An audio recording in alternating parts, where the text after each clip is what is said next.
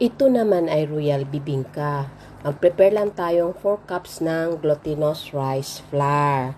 Pagkatapos ay 1.5 cup na coconut milk, 3 eggs, and then butter na 3/4 cups, vanilla essence na 1 teaspoon, and then prepare natin your pan, brush with oil or butter, 3/4 cups of milk, 1 teaspoon of salt, and then you just mix all the ingredients until no lumps.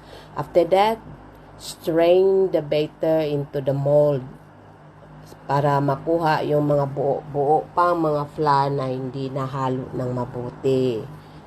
Pagkatapos nyan ay i-bake natin ng 180 degrees o lagyan natin ng konting buko, if optional lang naman.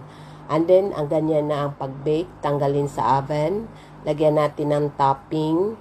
That one is 3 egg yolks and 1/4 cups of sweet milk. And then, ibalik sa oven para maging golden brown. O kung gusto nyo, lagyan ng cheese. Optional lang po yan kung meron kayo. Kung gusto mas masarap. Ayan na po ang ating finished product.